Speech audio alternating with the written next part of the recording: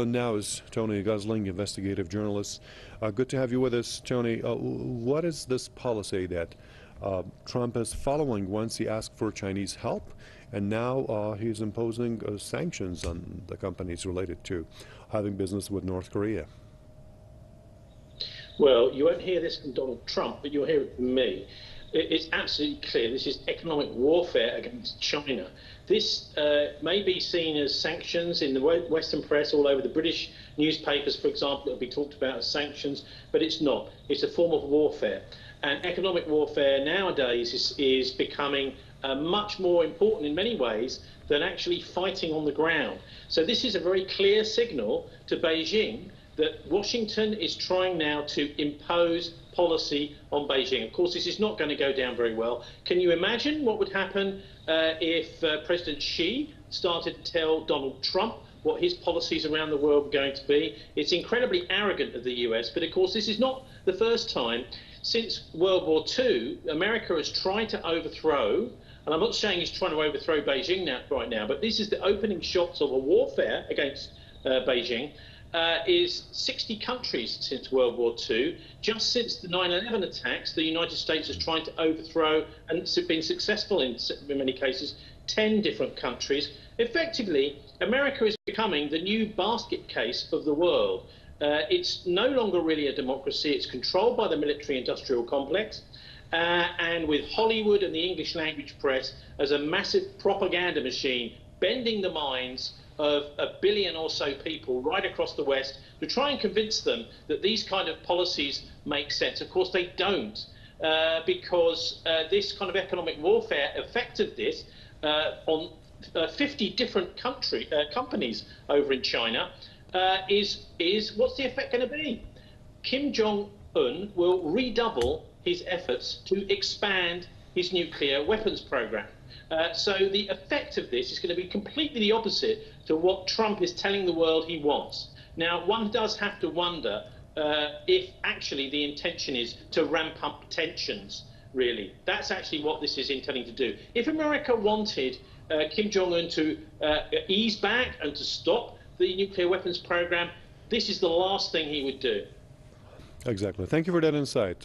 Tony Gosling, investigative journalist, joining me from Coromandel, New Zealand. Stina Calmetta here with CWW7 News. And for this next broadcast, I wanted to bring you guys an update concerning the United States, Russia, China, North Korea, as well as Israel and Lebanon. But I'd like to first start with this report from the Washington Free Beacon. And they are reporting that the Pentagon has stated that China and Russia will soon be capable of destroying U.S. satellites. Here's that report. China and Russia are developing anti-satellite missiles and other weapons and will soon be capable of damaging or destroying all U.S. satellites in low Earth orbit, according to the Pentagon's Joint Staff. The Joint Staff Intelligence, known as J2, issued the warning in a recent report on the growing threat of anti-satellite weapons, according to officials familiar with the assessment. The report concludes that China and Russia will be capable of severely disrupting or destroying U.S. satellites in low Earth orbit in the next several years, stated officials. The capability to attack low Earth orbit satellites could be in place by 2020. A Joint Staff spokesman declined to comment, citing a policy of not discussing internal reports. The J2 report echoes a similar but less specific warning from the Director of National Intelligence, Dan Coats, in May, stating that we assess that Russia and China perceive a need to offset any U.S. military advantage derived from military, civil, or commercial space systems and are increasingly considering attacks against satellite systems as part of their future warfare doctrine. Both will continue to pursue a full range of anti-satellite weapons as a means to reduce U.S. military effectiveness. Coates added that both nations are pursuing information operations seeking international agreements that would limit U.S. defenses in space against such weapons. Russia's space weapons include a diverse suite of capabilities to affect satellites in all orbital regimes. 10 years after China intercepted one of its own satellites in low Earth orbit, its ground-launched ASAT missiles might be nearing operational service within the PLA. Both China and Russia also are developing debris-removing satellites that Coates said could be used to damage satellites. It goes on further to report that Low Earth orbit satellites operate between 100 miles and 1,242 miles above the Earth and are used for reconnaissance and Earth and ocean observation. Those low orbiting satellites provide key military data used in preparing battlefields around the world for deploying forces in a conflict or crisis. A number of critical intelligence and military communication satellites also operate in highly elliptical orbits that during orbit travel in an extremely low perigee close to Earth, where they will soon be vulnerable to Chinese or Russian attack. The report goes on finally to state the estimated and projected electronic threats against satellite communication have rapidly escalated in the last few years and will continue to increase in the foreseeable future. Advances in proliferation in advanced electronic warfare, kinetic, space, and cyber capabilities threaten our ability to maintain information, noting that under severe stress situations, jamming can render all commercial SATCOM and most defense SATCOM inoperable.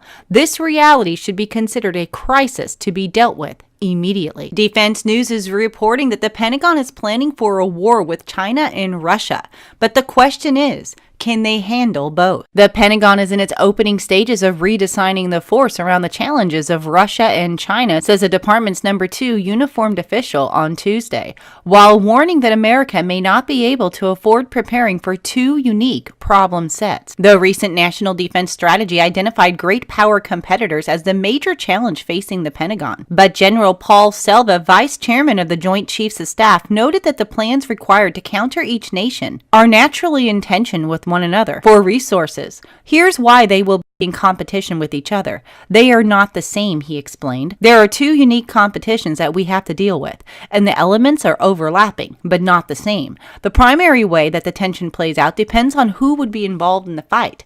Any fight with China, if it were to come to blows, would be a largely maritime and air fight. It doesn't mean the Army and the Marine does not have a place, but when you think about how a potential conflict with China would evolve, it very likely involves a substantial contribution from the naval and air forces, and the Army and Marines would be supporting elements in that fight. In contrast, the Russia global problem is set largely on an air and ground fight, supported by elements of our maritime component, because you can't get Russia, you can't get Europe in any large measure without transiting the North Atlantic. Which means there's going to be a maritime fight to get things to the continent, but the fight itself, as it evolves, is likely to be an air and ground fight.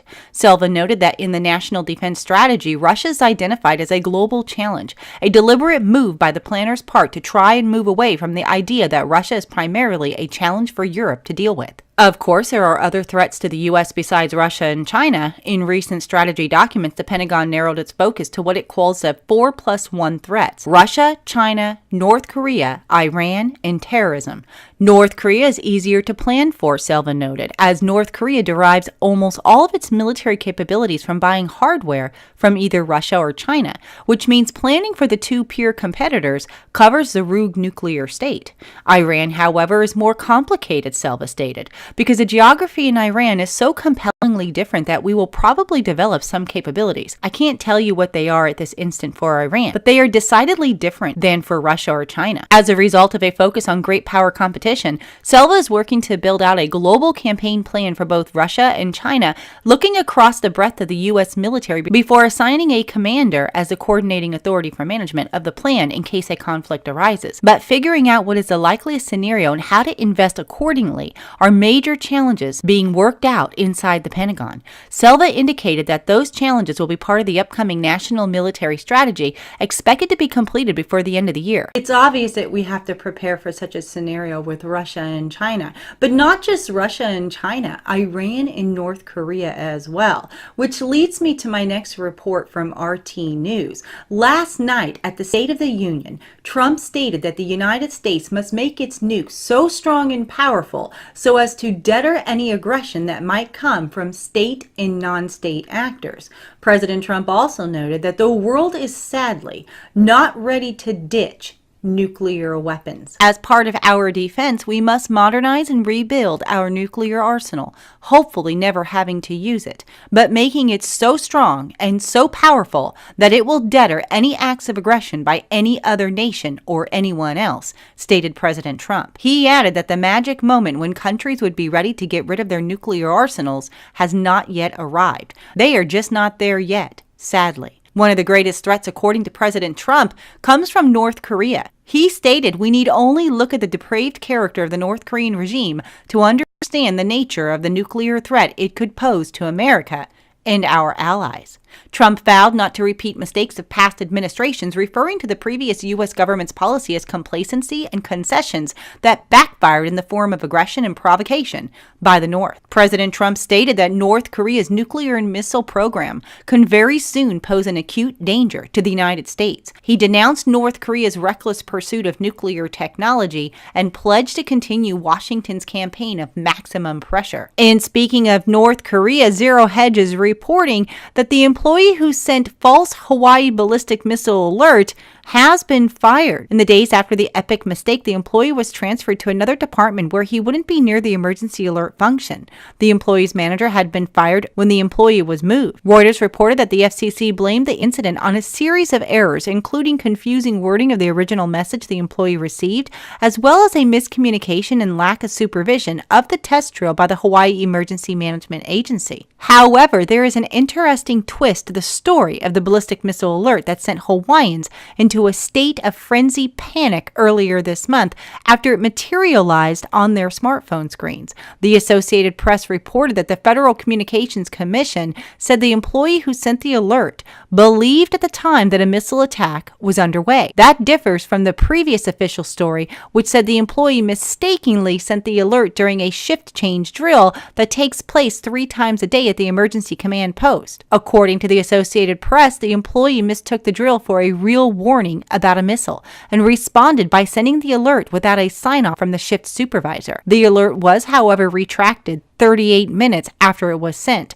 eliciting swift criticism from state leaders who said the long delay was completely unacceptable. It goes on further to report that James Wiley, a cybersecurity and communications reliability staffer at the FCC, stated that there were no procedures in place to prevent a single person from mistakenly sending a missile alert. Citing the FCC statement, the employee heard a recorded message that began by saying, "Exercise, exercise, exercise," the script for a drill. Then the recording used language that's typically used for a real threat, not a drill, stating, "This is not a drill." The recording ended by saying, "Exercise, exercise, exercise." The worker did not hear the exercise part of the message and believed the threat was real, according to the employee's statement. He responded by sending an alert. Additionally, software at Hawaii's emergency agency used the same prompts for both test and actual alerts, and it generally used prepared text that made it easy for a staffer to click through the alerting process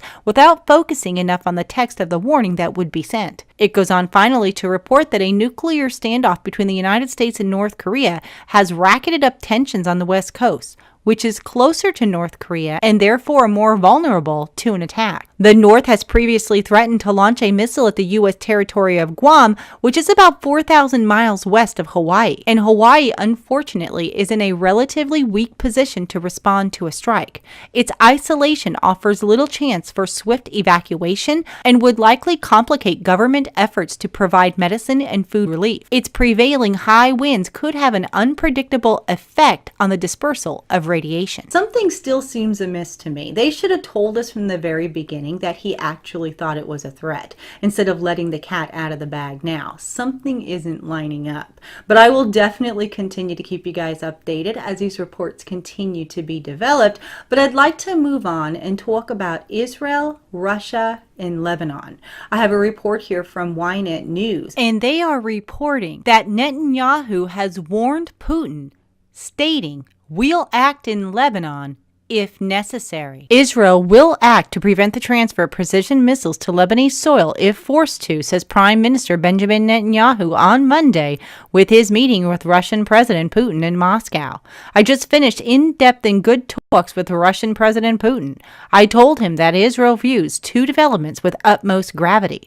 First is Iran's efforts to establish a military presence in Syria, and second is Iran's attempt to manufacture in Lebanon precise weapons against the state of Israel. I made it clear to him that we will not agree to either one of these developments and will act according to need. On the subject of Iranian ambitions to entrench its military forces in Syria, Netanyahu told Putin he would take action if such a reality ever materialized. We are now on the cusp of a watershed moment of whether Iran will entrench itself there or if the process will be stopped. I told Putin that if it isn't stopped by itself, we will act to stop it. In practice, we're already operating. In a nutshell, we are witnessing Matthew 24:6, Luke 21:9, Mark 13:7, possibly Revelation chapter 6 verse 4, and maybe even, or at least the beginning stages of Ezekiel 38:39. So definitely prophecy taking place right before our very eyes. And I will continue to keep you updated as these reports continue to be developed, but please do leave your comments in the comment section. Tell me what you think. I would love to hear from you. Also, come and visit us on Facebook, where I have these stories and many more. Also on our website at www.cww7news.org. All right, everybody, I will see you in my